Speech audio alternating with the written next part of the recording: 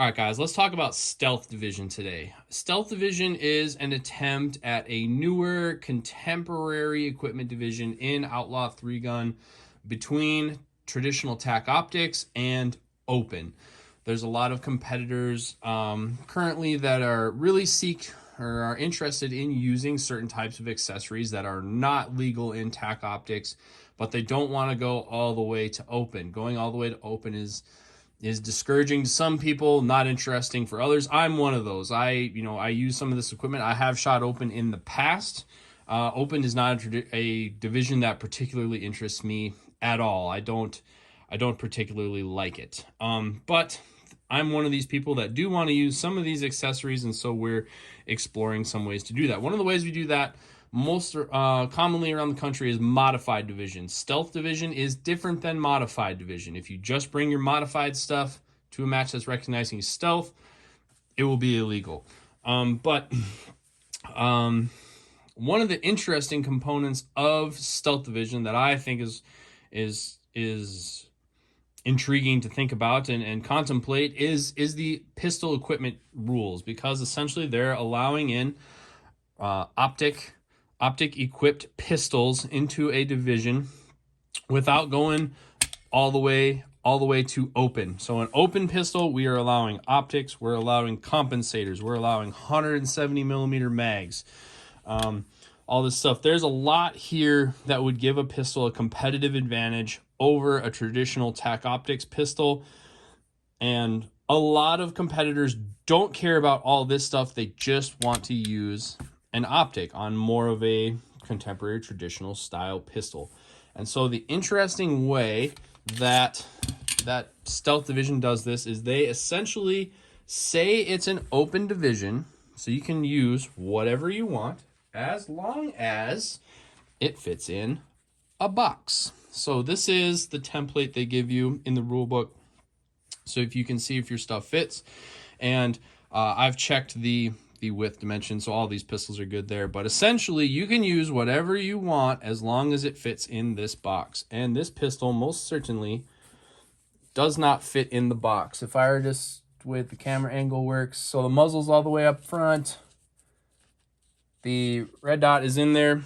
All right, you can see that the magwell doesn't fit, and actually this beaver tail doesn't fit either if you were to look straight down on top of it. So this pistol does not fit. A open 3-gun pistol does not fit.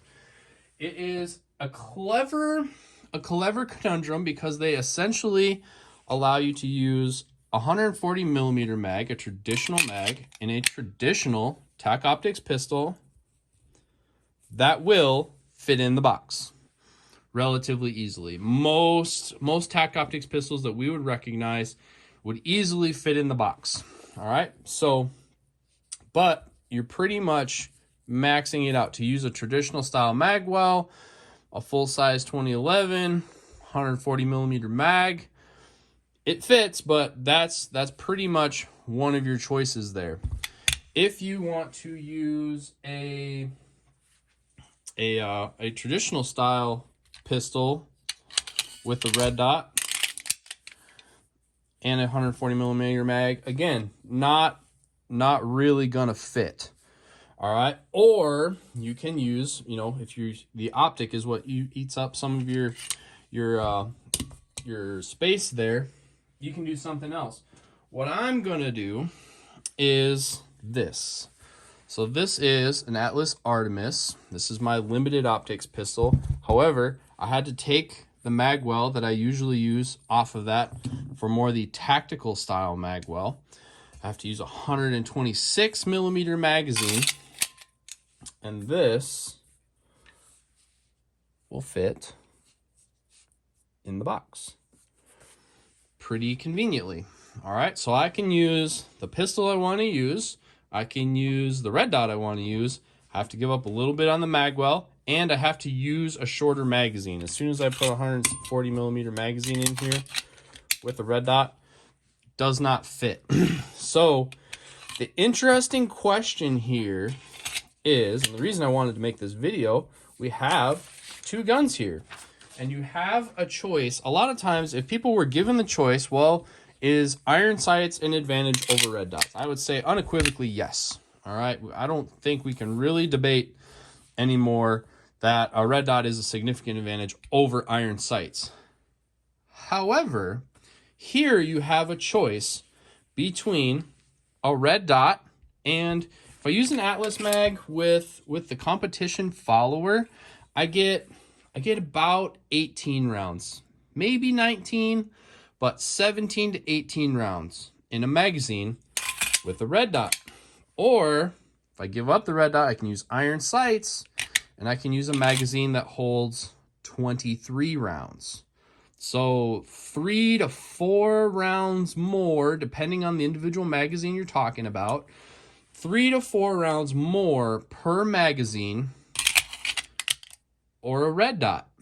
I think that's an interesting choice. And I actually am pretty torn as to which way to go. I realistically, like, I understand, I work for an optics company. I understand all the advantages of a dot, but man, 4 rounds is a lot of ammunition to get through, monster 3-gun stages. So I think you have a legitimate choice, and I think both of these guns would race together and be pretty heads up. Now, I represent an optics company, so I'm going to go the red dot route. I've shot this pistol several times, so I know what this is. I'm going to shoot this pistol with the short mags at the High Desert 3-Gun Championship this year. It's my first year. I have been to the High Desert before. It was before Stealth Division, and it has been several years, so I have not been there in a while. But I'm going to shoot this pistol there and see how that plays and see if I feel disadvantaged over what I would get with this pistol and a 140 millimeter magazine. But I don't like all the conundrums. There are choices in all 3 of the platforms to make. I do think you have a very compelling and a very interesting choice as a competitor in Stealth Division between which of these routes you go, given that at the end of the day, you have to fit inside a box. So which accessories are you choosing? Which pistol do you think has a decisive advantage over the other? I want to hear what you think down in the comments, and I'm just going to get finished packing up here and head out to the match, and in a couple weeks we'll probably digest some thoughts on this. Talk to you guys soon.